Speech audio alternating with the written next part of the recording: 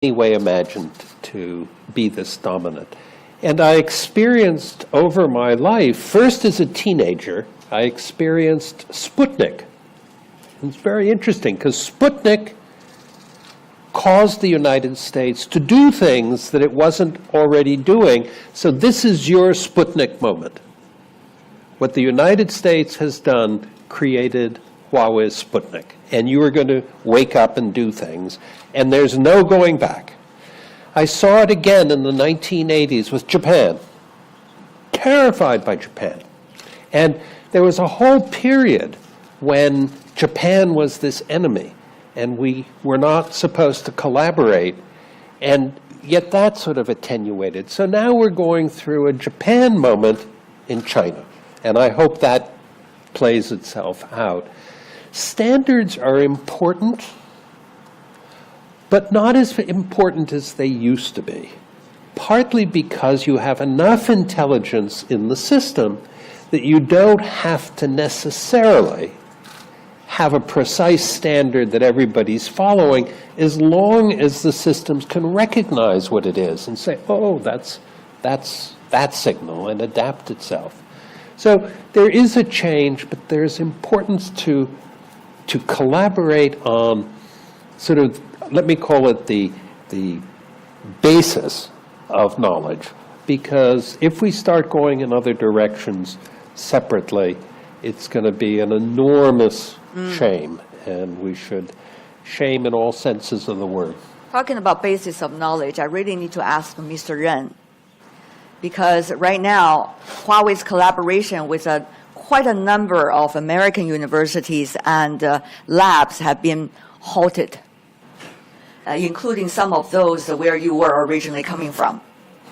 And that is not going to contribute to the open science as we speak. But to Mr. Ren, though, it's also going to have a big impact on where Huawei could be in terms of your capacity for science and technology. 华为怎么来面对现在这种 Huawei would 局面呢 address the current situation. 首先，人类的这个社会的创造呢 First, 分成理 the 论 creativity or invention of human society includes theory, engineering, and market-based 中 inventions. 国呢，在工程的 Three different categories. China is very strong when it comes to engineering invention, but not so strong when it comes to theory. When it comes to the research to base science, we should learn from the West in a very down-to-earth way. The West has gone through several hundred of years, like calculus and the invention of many other basic science. I think the West has done tremendously to contribute to human society. For Huawei, we invest heavily into R&D. We have more than 80,000 R&D 那我 employees. 首先，移动通信不是华为发 And 明， yet, mobile communication is not something that Huawei invented. Fiber communication, not Huawei's invention. 移动互联网不是华为 Mobile internet, not our 这 invention. 些东西我们做的最好。 It's just that we are doing better in those areas than others. We're not inventor of airplane, ships, etc. We invented nothing basically. 社会发明上 When it comes to the invention at a basic level, we have not contributed significantly to society. We focus on engineering capability, and we excel there. Now, 900多个科研 we work 机构 together with 外 more 外 than 部的 300 universities and also 900 research institutions. We provide our support to them, and hopefully we can contribute to theoretical innovation. We're not there yet. 受到一定的打击。 But we will not stop that because of the attack that is imposed on Huawei. We will not give up. We will continue to work hard along that line. Even if some U.S. universities do not work with us, there are many others who are working with us, and there are many other non-U.S. universities working with Huawei. Only one or two universities, and they may have their own position right now. It's understandable. It's short term because they don't know us enough. Even more politicians of the U.S. come to Huawei taking a look by themselves.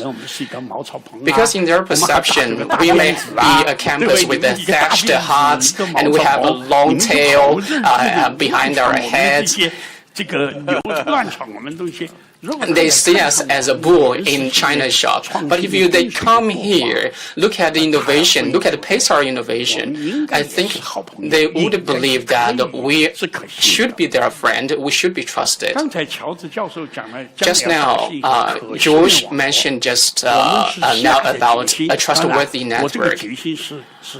Huawei is determined to do that, and that determination was included in our business plan. In the next 5 years, we're going to invest $100 billion to reshape the network architecture so that network can be simpler, faster, and more secure, more trustworthy. At the very least, we should be able to meet the standards of GDPR of Europe.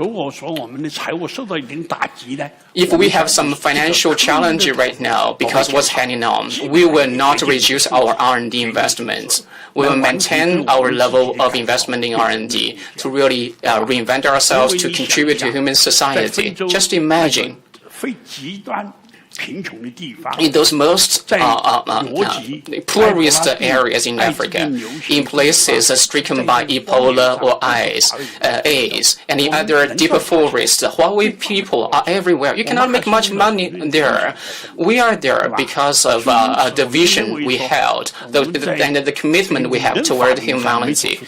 We have not contributed on theoretical discovery. We should contribute more on serving humanity to compensate for that. That's a great thing. Also have good market, that's a good thing too, I guess. To you, Mr. Gilder, talking about security earlier, Mr. Ren has mentioned about that. So there are a lot of questions whether Huawei has backdoors. 一会儿我们请任先生也来回应。 Later on, we'll throw this question to Mr. Ren as well. But to you, whose security is it? Who will guarantee the security? Who are the ones to judge whether one system or another system has security or not? Well, the question is an objective question, whether a specific telecom system can be tested, whether it is open, whether it can afford to be using the new cryptographic techniques, cryptographic signing of software that can render it inherently trustworthy because it can't be changed gratuitously. There are lots of technical remedies for the kinds of distrust that arises around this catastrophically insecure internet architecture that we find ourselves using today. Just as we have a catastrophically broken monetary system, we got which causes trade wars. We also have a catastrophically broken internet security system. And I think Huawei can contribute among all the companies in the world, Huawei is probably best situated to solve both these problems or to pursue both that single opportunity. Is Mr. Gilder having too much hope for Huawei? Is he being too optimistic or pessimistic? Well, I hope he's correct. And there's some evidence that he may be, because our president has already said publicly that he would reconsider Huawei if we can make a trade deal. So clearly it's not about national security. We don't trade national security. So it's about something else. And this trade war has got to end. And that, I believe, will end sooner rather than later. Crossing my fingers. Knock the wood. However, Mr. Ren, I have to ask you, you need to respond to that too. 任先生，我们但是也要问您这个问题， Mr. Ren, I 到 want 底 to 华 ask 为 you 有没 this 有做 question, 了很多后 whether 门？ Huawei has built backdoors into its equipment, whether there are security issues. 好朋友们 You need to tell our good friends and also all the audience joining us online what's Huawei's position 我 there. 认为第一点呢，把网络安全、 First, 信息安全 I think 作为两个问题。 network security and information security are two separate topics that should be separated. Because network security 是不能随意瘫痪的。is about networks that are supposed to connect all people around the world. They cannot break down, and you should try everything you can to prevent faults and problems. You know, 6.5 billion people have to be connected, and tens of thousands of banks have to be connected. Thousands of small and large businesses have to be connected. Bank transfer among banks, for example, has to be very precise, and you cannot cut short 1-0, or otherwise it's gonna be a big problem. So that's what the networks have to deliver. Huawei takes the responsibility to provide connectivity to more than 3 billion people around the world, supporting bank transfer and others that I mentioned just now. Over the last 30 years, doing business in more than 170 countries, we've proved that our networks are secure. Our networks have not broken down. And then regarding information security, what we'll provide is the information pipeline or the water tap. Smart devices for Huawei are like a water tap, and then the network is like the pipeline. Whether the pipe follows oil or water, that's the responsibility of the content providers and the telecom operators, not equipment providers. Whether there are backdoors in Huawei's equipment, 100% no backdoor in Huawei's equipment. We can sign no backdoor agreement with all governments that are willing to enter into this. Why it cannot be done right now? Because those governments are saying all network equipment vendors have to come on board in signing this no backdoor agreement. So it's more difficult. Then why they do not sign with Huawei first? They can take Huawei as an example, as a role model to negotiate with others. Which countries are we referring to?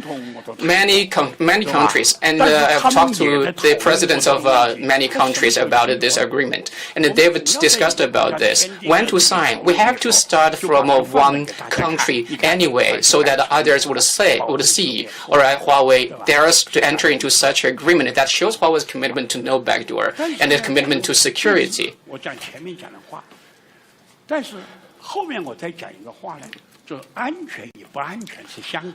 Security and insecurity is a relative term. You know, the thickness of the air in the physical world is like 1,000 kilometers. That's the diameter. But the information cloud in the future will be several thousands in diameter. And there will be potential vulnerabilities. For example, it's a wrong thunder. The thunder does not hit the target that is supposed to hit. And then we should look at the mistakes or vulnerabilities, take measures and to fix the vulnerabilities, and exert disciplinary measures on those who make the mistakes in the first place. You should not have a groundless speculation to attack others. It's a country ruled by law has to follow the law. Ruling by legislature, I think that's not in the spirit of a law. That's the current, what we see right now. And in the future, vulnerabilities will always be there. In a cloud society, the complexity only grows. There are so much entry points. If everyone is 100% careful that you cannot have any vulnerability, that's a closed mindset. That's not open, that's not progressive.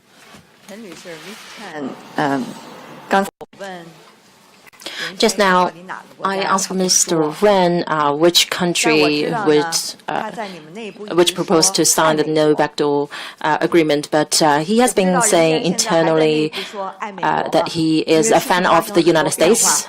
Does he still say that? Well, I think U.S. is a very advanced country ruled by law. We know that in the past, U.S. was not very developed and advanced, and the Puritans came to the United States and bring the legal system and the rule of law to the United States, and gradually U.S. has become the leading country, a very advanced country. We should learn a lot from that. We are experiencing some minor setbacks, but we cannot hate the country for that. Now we are only looking at a very short piece of the long history of the United States. If we just hate the country for a short period of time in the history, then we'll lag behind. Well, Mr. Negroponte, interesting what Mr. Ren just said. He seems to he wants to look at the long stretch of history rather than concentrating on one specific point of time. So exactly what can we learn from history? I mean, you already also talk about history, whether it's Japan or Spartan moment.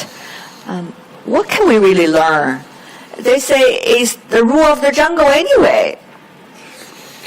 Well, we can learn by looking at various technologies that were quite invented in the United States and then went elsewhere because we didn't have the industrial, commercial courage and ability to develop them because they took long term.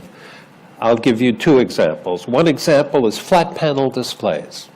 I had a piece of glass in my laboratory in the early 1970s. It was the beginning of flat panel displays. The United States couldn't bring it forward. It took too much investment, and so it went to Japan and then later other places. The same thing happened with, even before that, videotapes. There was a big commotion when people invented videotapes, and then off they went. We didn't develop. Same things happened with telecommunications. Government funding in my lab stopped 20 years ago, and interest in the telecommunications development went elsewhere. It's not in the United States, so let's say it's in Europe, it's at Ericsson, it's at Nokia, it's not really in the United States anymore. So history has shown that the short-term, usually quarter-to-quarter, view of American industry precludes some of these big long-term developments. And Huawei looks beyond that and has witnessed, to develop things in 5G and other areas that couldn't happen in the way we're set up. It didn't lend itself to small entrepreneurship, and it doesn't lend itself to big American corporations the way they're currently shaped. Mr. Gilder, many say, wow, probably we are already at the very beginning of a technological Cold War anyway. We're going to have decouple between China and the United States, or between China and some of the other countries technology-wise. I think, are you as easygoing about the reality as Mr. Ren, and also as historical as Mr. Negroponte? well, I think Mr. Ren is right to be complacent. I mean, he's in the strong position. He has the 56,000 patents. He has the this 80,000 R&D employees. He's focused on the technologies of the future. It's the United States that really will suffer from any effort to decouple. Are you doing American bashing right now? I'm not American. I'm an American, and I believe that we have wonderful entrepreneurial energies, wonderful creativity, and wonderful technology. But it's always thrived in collaboration with other countries. When we were an underdeveloped economy, Ford, Edison, Carnegie, all our great entrepreneurs that established the oil, automobile, electrical industries stole from Europe. That was, everybody said they stole from Europe, that they sent spies into European companies and brought back crucial insights that made possible the Ford automobile. It's what we see here from historic terms is merely the incumbent established technology power of the United States challenged by an ascendant challenger, China, and we are trying to beat them back, and that's a terrible, suicidal mistake for the United States to make. So I'm being pro-American when I say America's got to deal with Huawei and with the existence of challenges around the world. We're not in the lead in semiconductors anymore. This idea that we have some impregnable lead in semiconductors that we can use to negotiate, force China into compliance with some requirements that we imagine. is wrong. We don't lead in semiconductors. Taiwan leads us in semiconductors. Apple's new CPU had to be made in Taiwan. 7-nanometer geometries were not feasible at Intel anymore. I mean, it's just false that the United States is in a impregnable position. It doesn't have to collaborate with China and other countries around the world. It's an illusion from years gone by, and we've got to get over it if we're going to accept the challenges of the future and accomplish the goals we have. But with the elections, okay. After that, Mr. Chen too. Okay. 总体来说呢，美国的 I 科 think 学技术 generally 是比中 speaking, 国先进。 U.S. still has more leading and very advanced technologies than China. China is still catching up, and in the past 30 years of reform and open up, China has achieved a lot of progress, but U.S. has been developing in the past 100 years, and that is the accumulation of 100 and 200 years. U.S. has a very solid foundation for innovation and creativity. So it's a bit like the water at the upper stream, and the upstream water will flow downstream. If there is no water from upstream to downstream, then the downstream will go quite stark. I mean, without the downstream, upstream will also have problems because the market in those downstream places will also play a critical role for the upstream. That is what history tells us.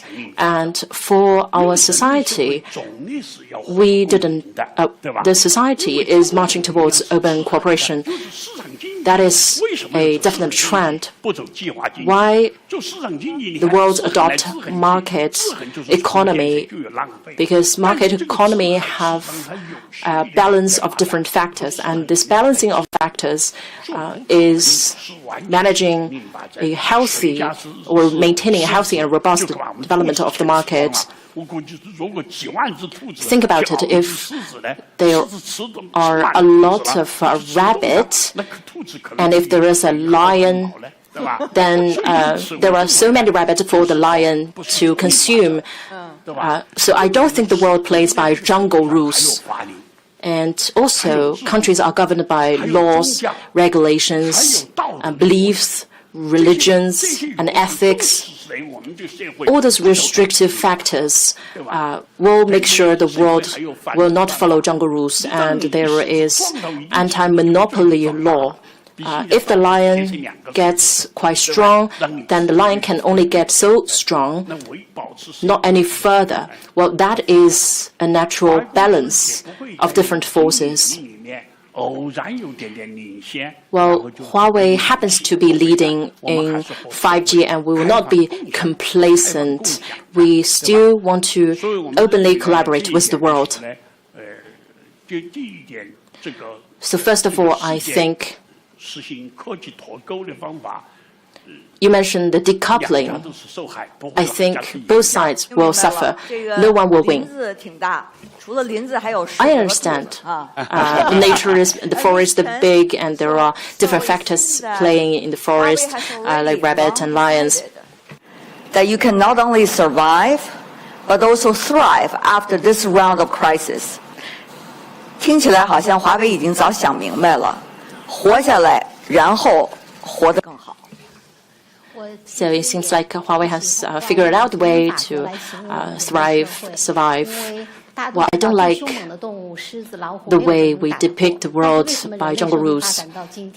Why the human society can be so advanced, that takes collaboration and cooperation. So I don't think that is the jungle rules. Talking about Huawei, a lot of people pay a lot of attention, and they believe Huawei is now under unprecedented pressure. But I don't think this is the biggest pressure in our history, because the biggest pressure was the time when Mr. Ren founded the company. We didn't have money, we didn't have people. I remember back then only Guoping was the second one joined Huawei. At that time we had nothing, but we managed to develop to what we are now. So I don't think the pressure is the biggest that we face in the history. We will face the issues as they come, and we will deal with those issues. If things are not as challenging as all of you illustrated, I feel so happy as a journalist. But now, here's another thing. We could not only just concentrate our conversation on Huawei and the current specific point of challenge, but rather where we're going from here. Every one of us. Mr. Ren has been very passionate about 5G. That's certainly going to build the infrastructure in the world to empower communication and many others. Mr. Gilder has been, over the years, arguing about that artificial intelligence is not going to replace human being, but human capacity and also human brain is enormous. Meanwhile, Mr. Negroponte, you have been arguing in many of your speeches and books about the biotech is the new digital, as you have written a book, Being Digital, back in the 1990s. It's the Everybody old read digital. it. Yeah, well, and you argue even that we can probably eat a pill from now on and learn Chinese, not through the eyes, but through within the body. So what kind of future? You don't really say that. Yes, I do. Yes, he did. He talked about French, I learning say French. it. That doesn't mean it's true. It certainly isn't true, so I'm glad that... But it could be. No, it couldn't be. Yes, well... No, ideas are not Let's material. David. That's just a fundamental misconception that... Nor are pills, once they get into your bloodstream. Yeah. So let me ask one by one if we can. And Crossfire is also welcomed here on this stage. About where are we talking about and what would you concentrate about the bigger trend? Let's start from what many call a futurist. Mr. Gilder? I believe that the basic challenge of the world economy today is to address the scandal of money. We today have $5.1 trillion every 24 hours of currency trading. And this currency trading accomplishes nothing except to endow central banks with the right to steal from the future in order to consume in the present, and steal from future generations. And I believe that the real reason for the trade war is not trade or industrial machinations. It's the collapse of money. So $5.1 trillion a day of currency trading is 25 times all global GDP. It's 75 times all trade in goods and services. And it doesn't even prevent constant hedging of every transaction across a border. It doesn't prevent trade conflicts. It doesn't really accomplish its goal. Okay. And so I think that the great contribution of blockchains is to allow a new global currency that plays the role that gold played for hundreds of years of the fastest growth of the world economy. And that's really what blockchain, not only a new internet architecture, but also a new global architecture for the world economy. And you don't think that's virtual wealth only, just like the stockbrokers? It's not wealth itself. It's the measuring stick of wealth that guides entrepreneurial visions and creativity. You got to have a measuring stick, just as you need to measure the second, the kilogram, the ampere, the mole, all the various measuring sticks that make it possible to make a chip in Taiwan and incorporate it in a smartphone in Shenzhen and send it to Cupertino for marketing and to Israel for amplification. And all that is made possible by common measuring sticks. The nanometer is the same in Shenzhen as it is in Timbuktu. But money, which is a critical measuring stick, is different all around the world. It's being manipulated by national central banks. And so we have a chaos of money. And that's why the world economy is slowing down now, is why trade is no longer growing, why countries are constantly fragmenting and fighting over valuations. And I think this is the big opportunity. I think Huawei can play a key role in surmounting this challenge. We'll let Mr. Ren to respond a bit later, but for you, Mr. Negroponte, of course you disagree with your friend. No, I don't disagree with that because I don't know enough about that. And it's fascinating to listen to. I would take, because I believe the question was, what are some of the big future trends? And I think they all surround one aspect of the scientific and technical world that has changed in the past 30 years.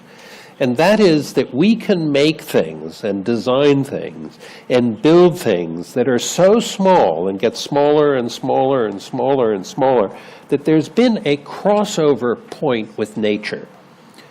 And when I grew up, the natural world and the artificial world were very different. In fact, I was trained as an architect, and good architecture is the architecture that fits well with the natural world. But now the natural world and the artificial world are the same. And they're the same in ways that are very surprising. When I founded the Media Lab, I never imagined we would have a team, as we have today, who design mice. They design new mice. And are the mice real or are they artificial? They're manufactured. And they're walking, living mice. And so there's certain things that you think about. For example, 10 years from now, maybe Huawei will ship base stations as seeds that you plant. And you water it, and it grows. And guess what? It grows into a base station. And it's powered by the sun and the leaves, and it sort of generates, and all of a sudden you have base stations in the middle of nowhere. 10 years from now, that's perfectly plausible. So I think the changes, the reason I say biotech is the new digital, more because of synthetic biology and the fact they'd be indistinguishable. So I look in that area. And the world of the digital is also in combination with the world of biotech. Very much the same. Yeah. 任先生很开心，觉得种 Mr. 子 is 长的 very 这件事情 happy. 可以 We're 谈论一下， growing 可以 from 讨 a 论一下。 seed is something that you can discuss. Be happy about that idea. What about your future? What do you think? 尼古拉斯所讲的呢，就是 DNA。 Nicholas was talking about the convergence between DNA and the electronics, and what might be the dramatic consequences and outcomes on human society. So I don't comment on that because I have not done any research into that. But I think in the next 20 to 30 years, for human society, the biggest driving force will be artificial intelligence. Because the society is getting more and more complicated, the trains are traveling faster and faster. 这个包括网络越来越复杂。 Networks are also becoming more complicated. This is simply something that one individual with whatever level of intelligence cannot control and keep pace with.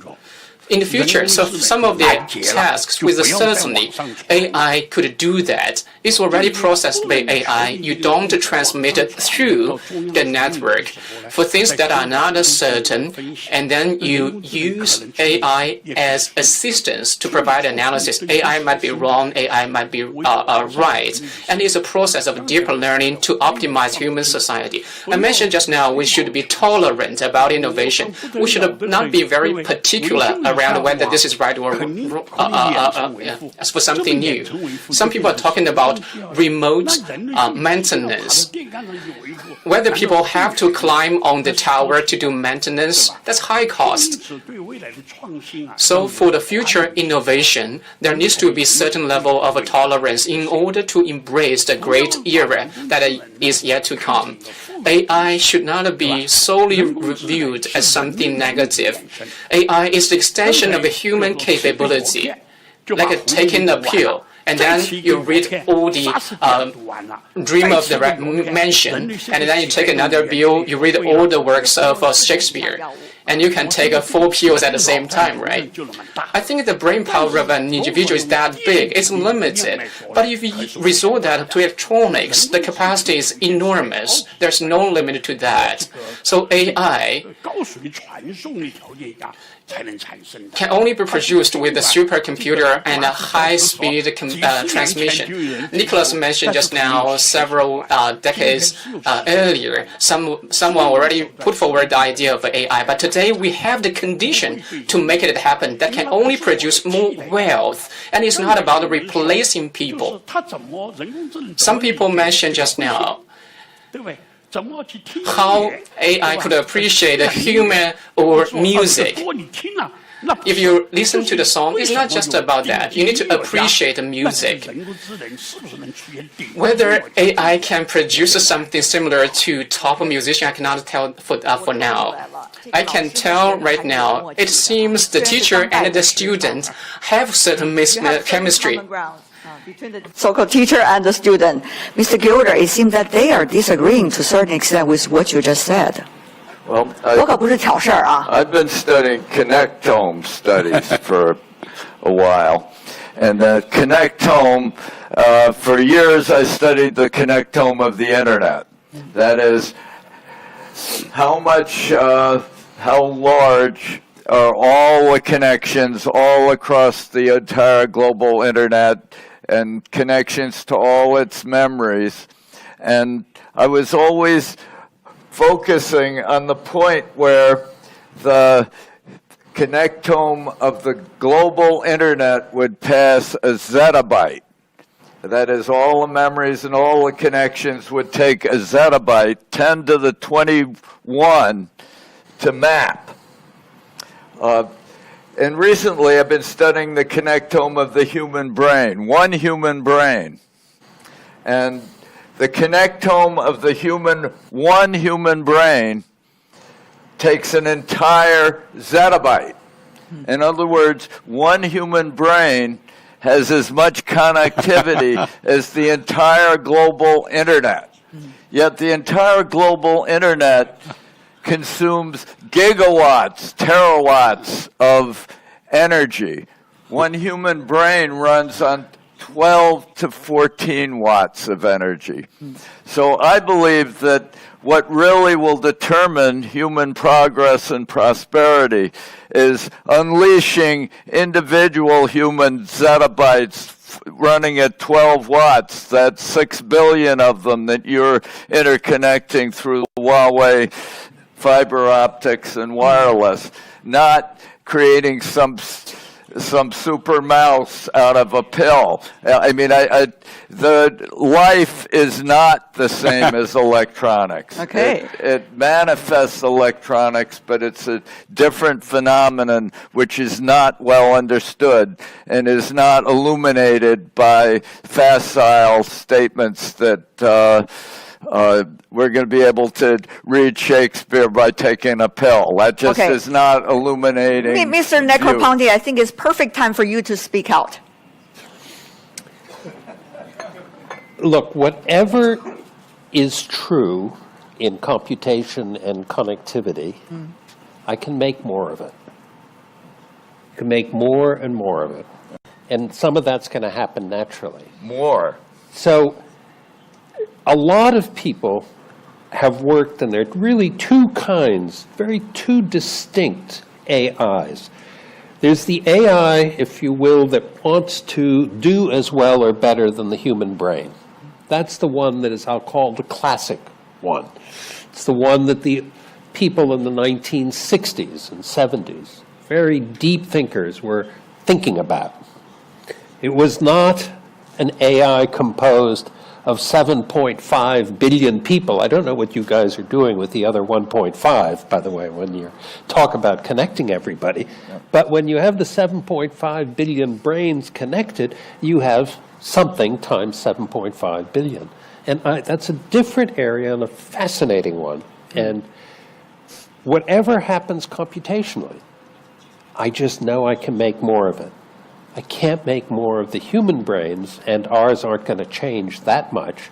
So things will change, George. And I think, you know, when I say you learn French by taking a pill or Chinese, that is part of a very different agenda of how do you interact with the human brain. And the breakthrough was the idea of going from the inside instead of the outside, instead of trying to radiate. What if you went through the bloodstream, and what if you were able to access all the neurons from that direction? That's pretty interesting. And I don't know where French lives. Does it live in a part of your brain? Probably not, but the process to speak French certainly does. Can you put that there? Can you take it away?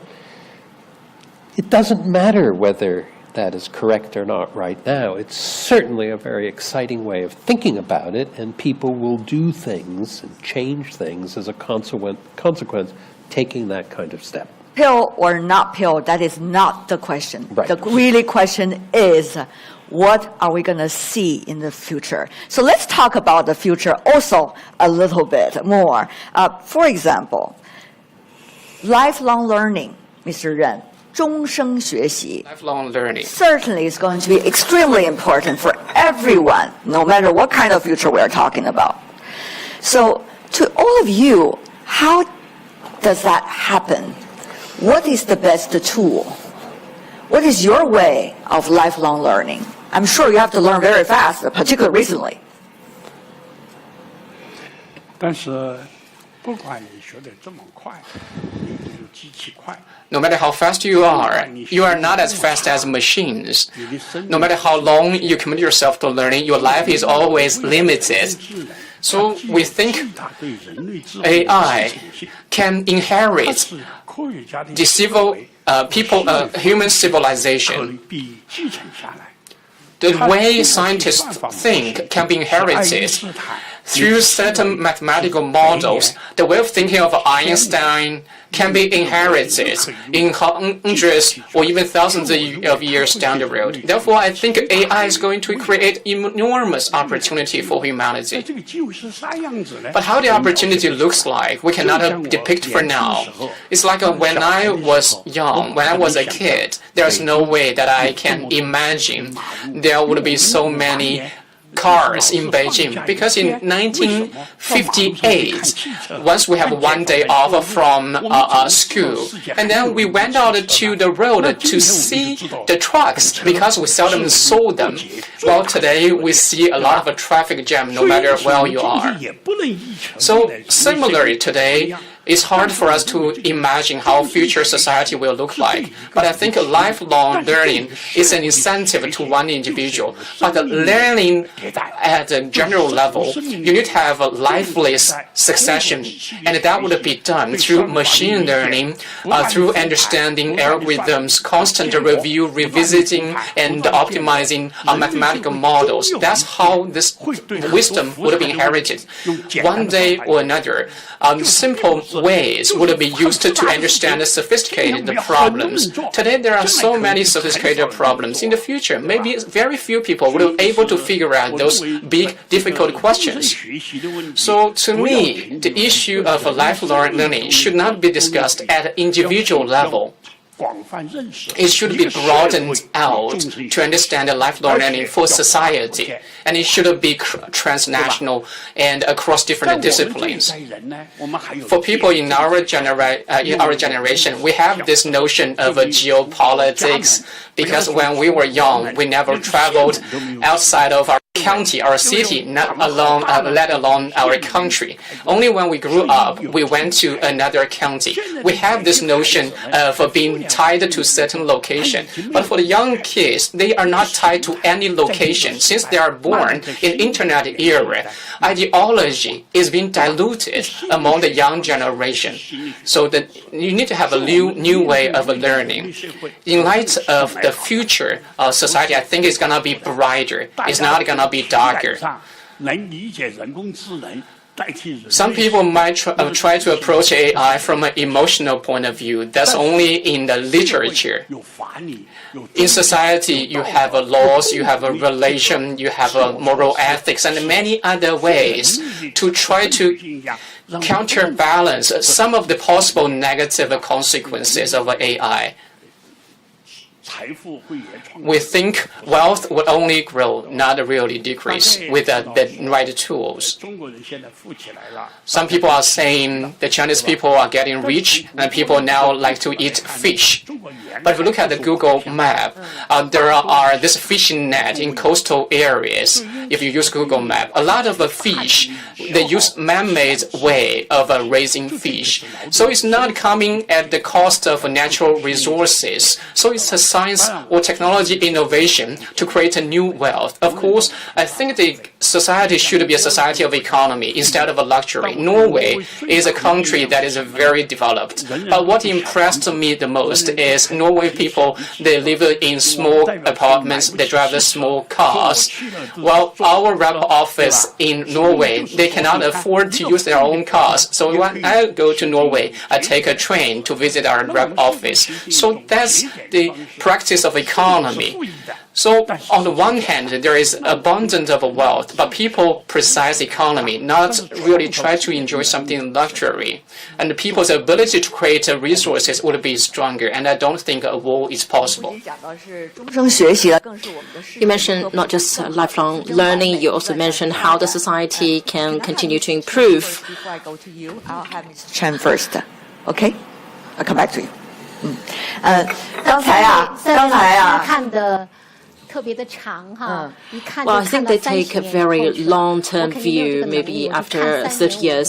我现在最 I 大 will 的 only 期 talk 盼 about 是我的技术 the 上 day 生活 I 更美好。 envision 最大 for 的 the 期待 next 3就是 to 华 5 为、爱 years. 立信、Nokia、 So 像 Huawei, 诺贝尔啊、 Ericsson, 沃达丰啊，我们一起看 Nokia, 见 China 把 Mobile, 5G and 建设。 Vodafone. 这 What I 样的话 want 呢，就 is 是 we 前两 work 天我 together 儿子 to 去美 deploy 国看 5G as soon as NBA， possible. 他支持 My son went to the United States to watch NBA games. I support Canada Raptors and he supports the Warriors. So if the network is already very good, then we will be able to enjoy the basketball no matter where you are. It's an interesting world, isn't it? It's a bigger world than many people imagined. Good job. And Mr. But it's Gilder. not bigger than the universe and Ren's cup of coffee.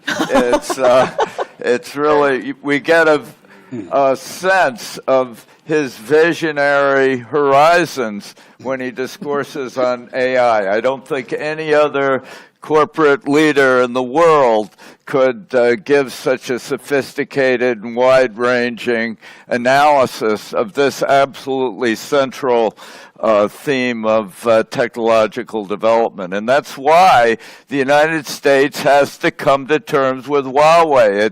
It's a resource for the world. It's not a little combatant figure dealing with backdoors and little security. Mr. Gilder, you really sound quite a fan of Huawei. Yes. Mr. Negroponte. Well, your description is certainly poetic, amongst other things, which is very important. I would like to go back to your original question, which was about lifelong learning, and I would like to just remind people that learning is what you do to yourself, and education is what people do to you. Let me just separate the two. And if you look at the best education in the world, it falls in two very distinct groups. There is the group which is characterized by Finland, Sweden, and Norway, where they do very, very well, but there are no tests, shortest hours per day, shortest days per year, and no competition at all. So the kids do very, very well. And then there is, since I'm in China, let me say the Chinese method, which is drill and practice and test, and you probably kill 50% of your children in the process of doing that. But the ones who survive come out strong. Now, I think the second one is a very bad way to do it. And I think the first one is the one that the world will slowly model itself. It doesn't have much traction, but as you connect kids, thanks to Huawei, and as you bring this connectivity to very remote places, it's amazing what kids can do. And I will bore you with one experiment we did. We went to 2 villages in Ethiopia that had no literacy. No adult had ever seen a written word. They hadn't seen one. And we put in the village the number of tablets as there were kids with no human beings and no instructions. And we left. Now, the one exception is an adult went the day before and showed another adult how to put the solar panel outdoors instead of indoors. That was it. Remotely, we could monitor this. Within 2 hours, the kids found the on-off switch, which is pretty hard because there are no on-off switches in their life. Within a week, they were singing ABC songs. Within 2 weeks, they were using 50 apps per day for 7 hours per day. That's how long the battery. 6 months later, they hacked Android. And today they speak, read, and write fluent English. No teacher. Without the pill. No pill, before the pill, and no teacher. What's very important is that you can do a great deal of self-learning. I don't advocate that's the way to do it for everybody, but it's amazing what kids can do, and we underestimate them all the time. Beautifully That's said. the zettabyte I was talking about. Finally, you agree on something. Oh, we agree. I feel so relieved. We agree on many Yeah, things. most things. Okay, but there's one thing I also want to ask you about. That is, you talk about the potential beauty of a world in which everybody could work together, going through this current bump, but it is happening, and therefore, a lot of people that I've been talking to as a journalist have real concerns whether their children's generation are really going to enjoy the kind of life that you guys have been enjoying over the decades, which is you see your life going up, getting better. Your life's getting better all the time. But maybe the next generation, some are concerned, are not going to be as beautiful as that. Mr. Negroponte, you've been working with kids a lot. $100 laptop for them to go to the world of digital. What do you think? Well, let me... It's actually a question of optimism or a little bit pessimistic. Right, but in full disclosure, I was born very lucky. My parents were rich, their parents were rich, and their parents were rich. Everybody went to college, everybody traveled. We moved all over the world. I'd gone to 30 countries by the time I was 4 years old. So I didn't think of that as privilege. And none of my brothers went into business. We all went into civil service or academia. Right. A couple of them are artists. So our measure wasn't the same measure that you're talking about, because very often we think of measure simply as an economic growth. But after you have that economic growth, you have a purpose. And you die unhappy if you didn't really have a good purpose, and you look back at your life and you say, oh, what was that all about? Well, some people don't have that question because they've had a purpose and they're allowed to have it. But if you're struggling the whole time, it's harder. So I think that when I hear that young people won't have the same opportunities, I say to myself, well, I don't think that's necessarily true, because they do have something we didn't have. It didn't matter if you were rich or poor. There was a belief that you had to work for a certain period of time and probably hate your work. Okay. As a lawyer, as a banker, as a hedge fund. I mean, God, hedge funds, what an empty life that is. And then at the end, you start doing something with the rest of your life. There's sort of something happens. And I think young people have learned that that too can be more integrated. And I see many, many more young people who have mixed money and meaning. Okay. And I think that's the key. That is the key. No offense, hedge funds around the world. Well, offense hedge funds, Yeah, actually. okay. You should be ashamed of yourself if you're in the hedge fund business. Do support education. Yeah. That's very important. That's important. Mr. 任先生，您认为呢？我们未 Mr. 来 Ren, 的 what do you think? 这些孩子们，他们的生活会像您这一代一样， Kids, 一直感觉在 will 不 the 断的 kids- 成长，不断的变好吗？ Will be able to experience their life will keep getting better. But I think we have to understand the definition for happiness. Question. We have about 2 minutes. 因为为什么呢？人类是一代比一代强。 Because I think future generation will always be better than the previous one. We shouldn't be pessimistic 小孩 about the kids at the current era. Maybe they haven't been through all the difficulties we had, but they are quick learners and they are quick to absorb new knowledge. Like Professor Negroponte mentioned, if poor kids can also receive proper education, then mankind will have a stronger capability to generate more wealth and get themselves out of poverty, and the world will be a wonderful place, a better place. So I'm very pessimistic, positive about the future, and I believe the future generation will definitely be better than previous generation.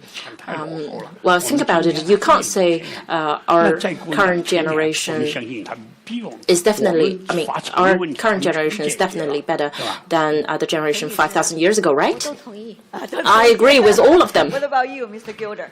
I think it's a foolish indulgence of rich people to believe that the future will be worse than the past. If you just look at the history of China over the last 50 years, of course every subsequent generation has had vastly more opportunities than the previous generation. All around the world, equality has increased because of poor people becoming rich everywhere. It's just in America with our foolish worship of nature and other peculiar climate cranks and weather bores and other ideas of disaster that we imagine that the future will be worse. But if you live in the world and have some sense of history, you see opportunities opening as wide as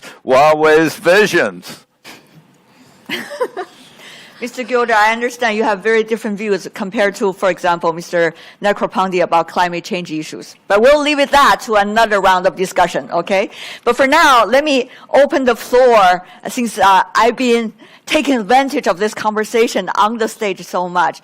But I know there are a lot smarter minds sitting in the audience, and they have much more fascinating questions than the ones that I just asked. So, but no pressure, by the way. So let me just turn to our audience, who are, I understand, make of, the media people, people coming from the think tanks, friends of Huawei or business partners of Huawei, and those who are interested in the latest development of technology that are sitting in the audience. So any one of you have questions, raise your hand, and our staff going to bring you the microphone. So why don't I do an equal opportunity, okay? So this gentleman first. This gentleman first. Yes. And then we go there, and then we go there. Okay. Hello. Can you guys hear me?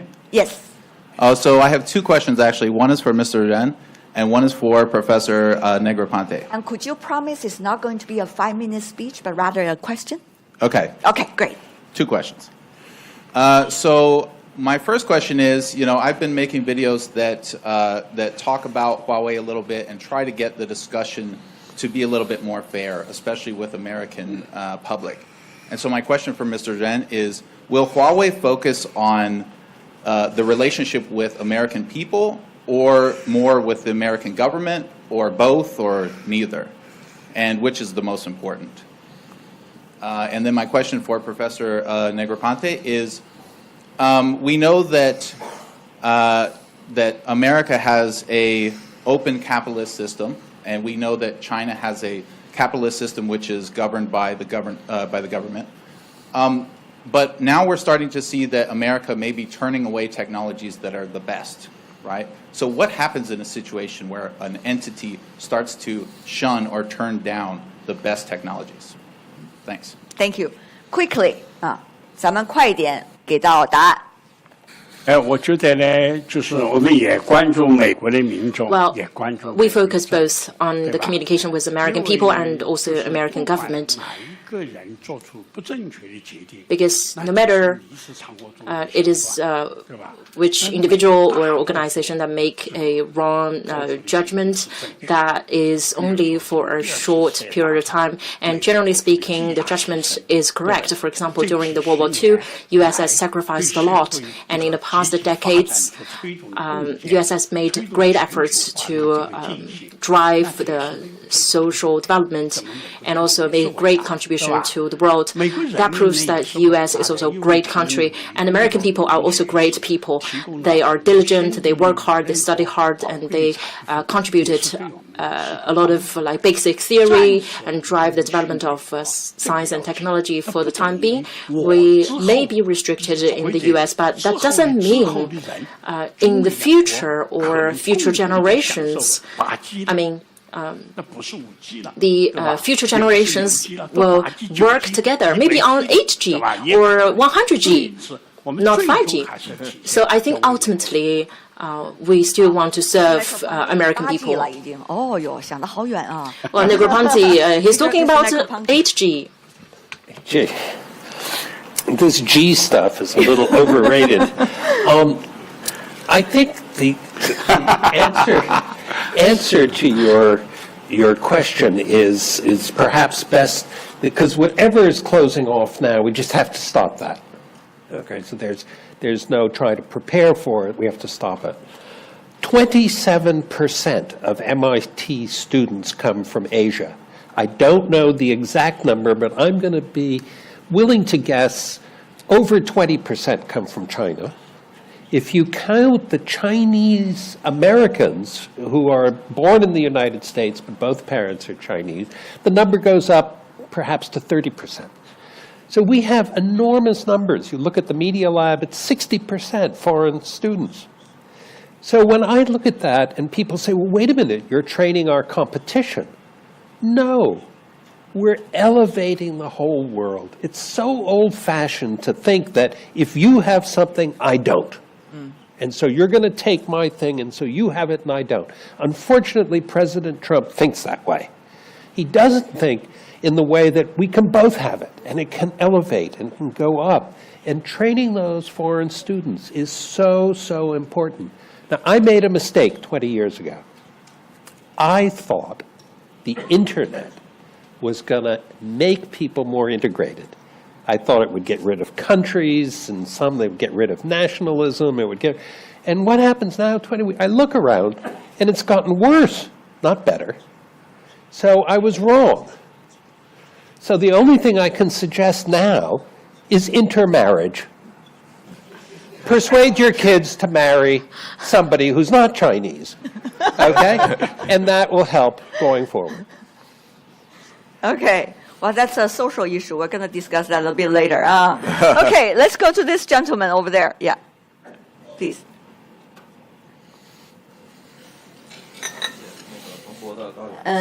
No, I can't hear you. Hello. Yes. Hey, this is Gary from Bloomberg News. Question for Ren. Sorry, I'm gonna use. Can you raise your voice just a little bit? Because we're a little bit far. Yeah, thank you.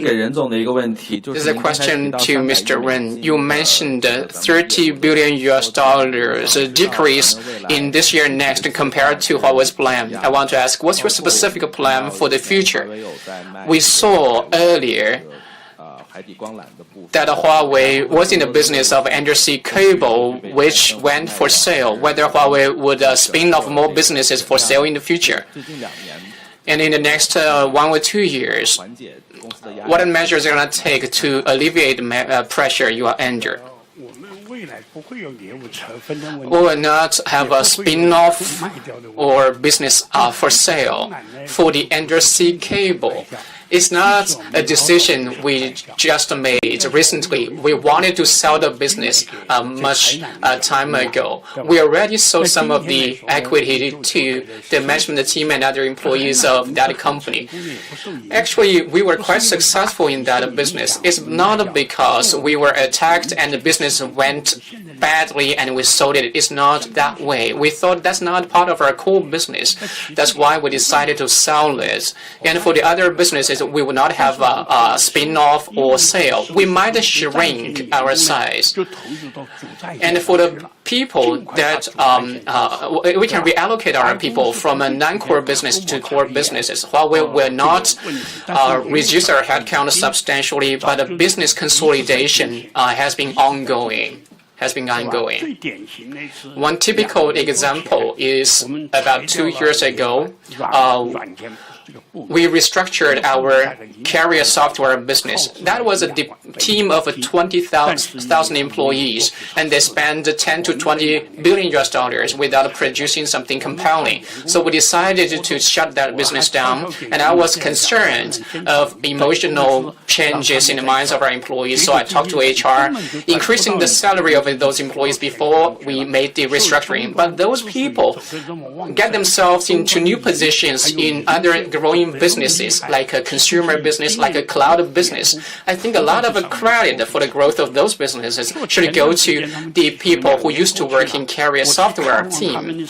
And recently, I went to check on those employees. I found that those people did not wait for the salary increase before they moved themselves to the new businesses. They were there trying to get a new opportunity. I think that's a very good spirit. And that's why we had a ceremony to commend those employees. The business team suggested they could have 10,000 employees walking on the red carpet, and then they said, you don't have a long enough carpet, and then they said 3,000. That is okay. And they also come up with medals.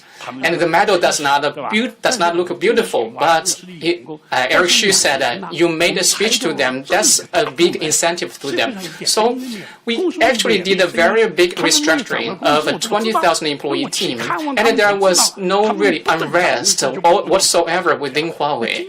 And today, for many of the businesses, we're also doing this restructuring, and we have already started. All right, thank you. I hope I answer your question. And this direction, yeah. This gentleman, then I go to that one. Yes. 来，这边这位先生，哎。Thank you. I have a question. Would you help us to understand who you are, and would you ask the question, please? Yes, I'm Esteban Buzo, a professor at the Harvard Institute of Technology, ancient graduate from MIT, where I met Professor Negroponte a long time ago. I have a question concerning the research efforts that Huawei expects to do in the future, especially now in terms of the Sputnik moment that Professor Negroponte mentioned, and how is Huawei going to address the issue about basic research, which you mentioned also is an important ingredient for the future creation of knowledge, and also the issue with the creativity difficulties that the educational system have in China to support this basic research effort. Mr. Ren? Yes. Okay, Mr. Ren. 我认为呢，就是我们永远都愿意给所 I 有 think 的科学 we'll 家 always be willing to work together with the universities and 我们可以给大家 scientists. 使用的是美国的拜杜法案。 We follow Bayh-Dole Act of the United States in working together with universities. We make our investment, but we not seek any achievements from the partnerships. Those outcomes belong to universities and professors.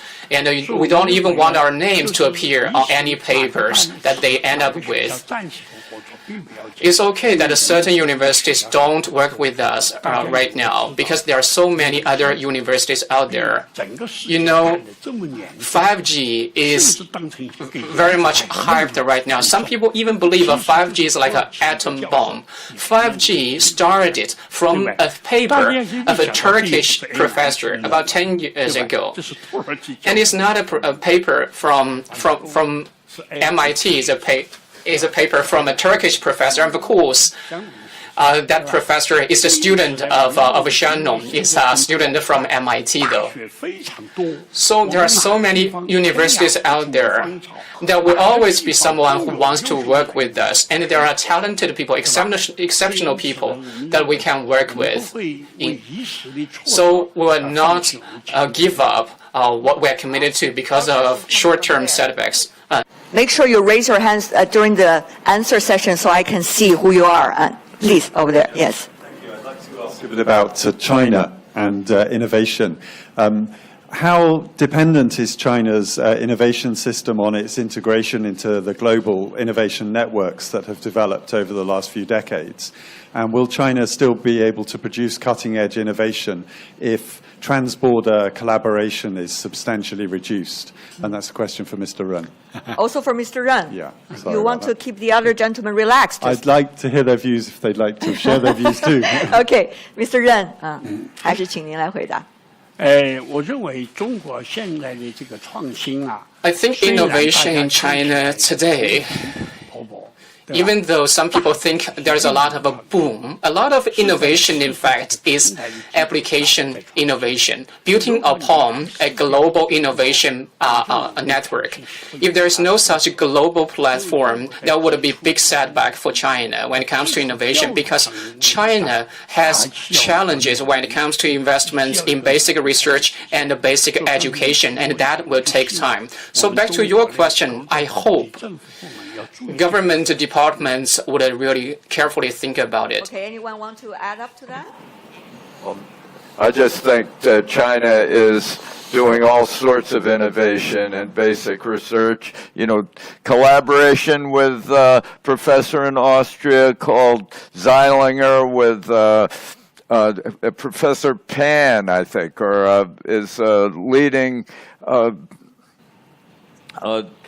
Chinese innovator in cryptographic research, the first use of quantum entanglement in transmitting messages absolutely securely across distances over satellite technology. I mean, there are just all these areas where Chinese are performing both basic research and applied research in many different ways. So I think this, all these beliefs about some failure of innovation in China are out of date.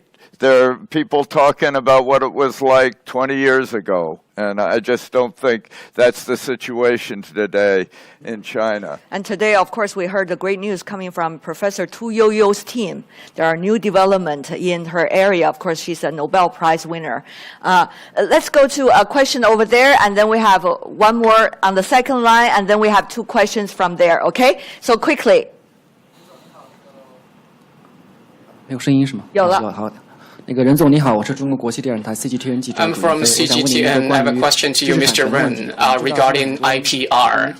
We know many U.S. media are saying that Huawei stole a lot of business secrets and IPR from Western companies. What's your response? Right now, Huawei has more than 50,000 5G base stations. Are you going to use that as a weapon? 第一点呢，华为从一 Starting from the very beginning, Huawei has behaved ourselves. Even if we were small, we have very strong business ethics and integrity. Otherwise, we cannot come to where we are today.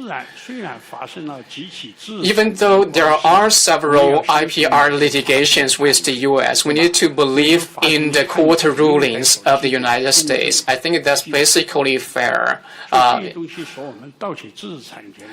The claims on Huawei theft of IPR, that's not possible. Second, we do have a lot of IPR. Whether we're going to use that as a weapon, we won't. But intellectual property is created through our own hard work. Therefore, it makes sense to have a cross-licensing and pay to get the legitimate use of intellectual property. Many big companies pay IPR royalties to Huawei every year. We have an NDA agreement, so we cannot tell you which companies are those. But we will not use IPR as a weapon to hinder the development of human society. Over the past years, we were not aggressive seeking IPR royalties to companies that use our IPR. That's because we were busy pursuing our business growth. Once we have more time off, we may try to get some money from those companies who use our IPR, but we will not be as aggressive as Qualcomm. Are you busy now? I think we're still busy right now. We have one more. Let me just collect the. I think there's one person who raised the question. 我现在把咱们大家的问题集中一下 I want to collect the because we only question from the have 8 floor. minutes left. Why don't we collect all these questions and then we let our panelists to answer them together? Is that okay? Is that fair? Okay. 好，我们。Okay. So you don't want to ask question. You want to refer to that lady. Okay. 来给她一个话筒。好。Very quickly, please say who you are and your question, please. Sure, I'm a reporter with the Washington Post. If you want to stand up so that they can sorry, see I you just really. have a computer on my thank lap. you, One ma'am. sec. Because you're behind the camera. I'm yes. a reporter with the Washington Post. A question for Mr. Ren. There was a report today that Huawei is expecting a 40 to 60% drop in its international cell phone sales. I just wanted to confirm whether that's true. And can you also clarify the status of U.S. suppliers? Are most of your U.S. suppliers not supplying you at this point, or are they continuing to because of the 90-day reprieve, or what's the status? 手机怎么样卖的？第二个是我们美国的合作公司还给不给我们 also the business situation with Huawei U.S. suppliers. Then we move on. We collect more. You've been raising your hands. Who are question? Thank you very much. My name is Sharice Pham. I'm with CNN. Question for the whole panel. I'll start it off with Mr. Ren. You talked about the internet generation and how ideology has not been diluted, and the future is going to be brighter and not darker. And you also talked about using Google Maps to look at how fish is farmed around the world. Very interesting. I am curious about your views on China's vast censorship apparatus, which has blocked Google's search and map functions in your country and other U.S. and foreign tech. Can the future still be as bright as you envision when you have a whole generation that has been sort of walled off for them that kind of information? And some people in China pointed out that, you know, this walling off was sort of inviting back retaliation eventually.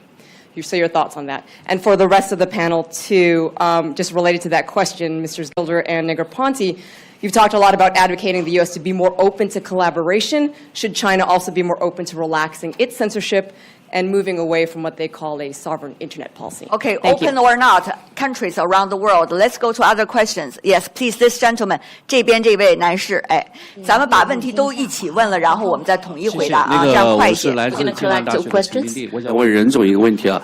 Hello, I'm from Jina University. I have a question for Mr. Ren. We know Huawei is not just a Chinese company, but also a global company. You have footprint around the world. And Professor Negroponte mentioned around a large percent of the students come from Asian countries.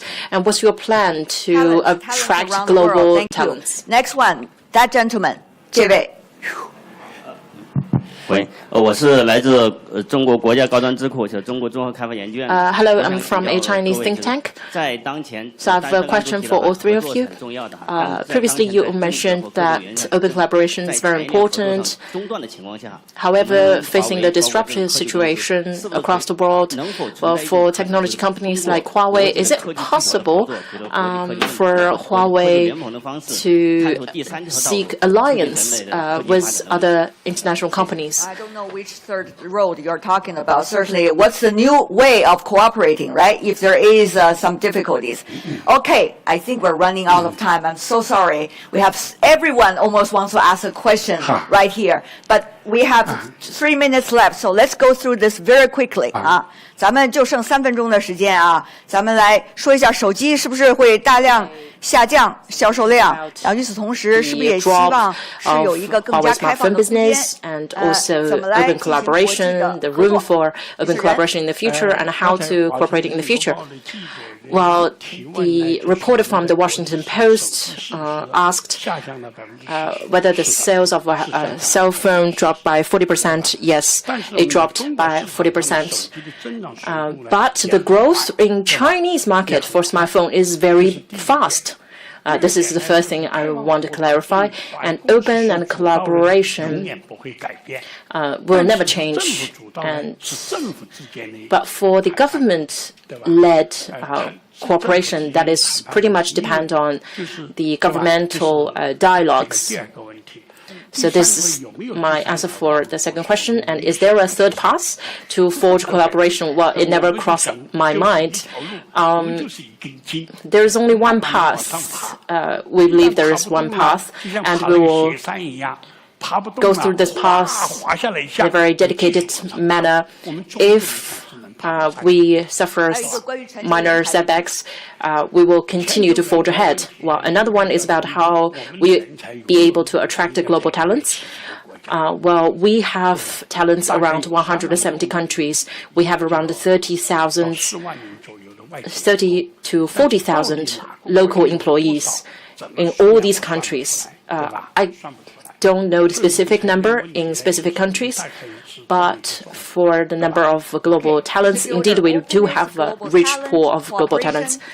I think there's been a lot of talk about the Internet of Things, but what's really critical now is to create an Internet of Facts, an Internet of Trust, an Internet of Transactions. And my life after Google is about how trust can be recreated by new technical solutions through blockchains and cryptography and other advances that luckily the whole new generation of technologists are now pioneering. So many of these political problems tend to dissolve when new technical solutions are presented. And I think Huawei can contribute vitally to the Internet of Trust, which at the same time will make it possible for Huawei to sell its products in the United States again. Mr. Negroponte. Well, I will focus on the CNN question because there's something that's happened in the past couple of years which has led up to the recent events, which frankly is an anti-Chinese sentiment that has been created in the United States, and it's gotten worse and worse and worse. And part of the blame goes, if I may say, to your current president, who's disappointed us. We expected China to liberalize and continue, and we saw a path, and that changed suddenly. And that is disappointing.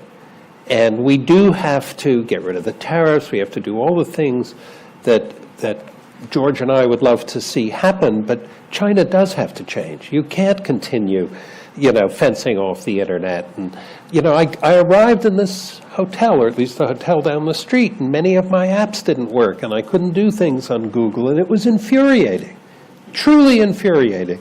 And it was a reminder that I was here, and it was a very sad reminder. So that has to be changed. But I'm still going to advocate open research. Always It has to be open. And if it's not 100% symmetrical in the beginning, it will be. You've been talking about open science and global connectivity. So we have 1 minute left, 1 minute only, ladies and gentlemen on the stage. 我们只有1分钟的时间. Everybody, one sentence only, the biggest takeaway with the coffee with Ren today. 最大今天喝了咖啡之后的收获是什么呀？我们请 Ms. Chen, you go first. 好 One sentence, 一句话吧。3句吧。 Allow me to have 3 刚讲华为 sentences. 是不会有任何 First of all, we mentioned Huawei will definitely 是要开放的，是要 have 透明 no 是要 backdoors, 安 and 全 our 信 products are 但是 open, 但是 transparent, 后 and 面 trustworthy. 华为的 But 前门永远打开 we'll 然后包括 always open our front door. 平台 Through the platform with media, we welcome media to come and see us. Thank you. Thank Mr. you. Yoder, one sentence or 3 short sentences, as Ms. Chen just did. I think this Huawei is at the epicenter of the future of technology in the world, with how the United States and other countries react to this campaign against Huawei is kind of a Huawei test for people around the world. And if they don't pass it, it will signify that the world is taking a very destructive turn, anathematizing particular companies in the name of vague ideological objections. And so it's the Huawei test, and I hope the world meets it. It's an interesting and important case study, I guess. Yeah. Mr. Negroponte. Yeah, I guess I would end by saying in going through that test, I would not focus on security and backdoors and whether you're going to interact with the Chinese government if they can. Leave that out. And I think you should focus on the 100,000 papers you publish, the amount of research, and just make it known. Because I feel I'm a lone voice. I'm at a dinner party and I say, Huawei's a great company. And people say it is. It does. And then the world has to know how much you're doing in science and technology. Well, I guess the media need to know too, in a way. Now our colleagues are sitting here. They all got informed, at least through this, a little bit. Mr. Ren, it's a coffee with Ren, so you have to speak first. 最后您说句话。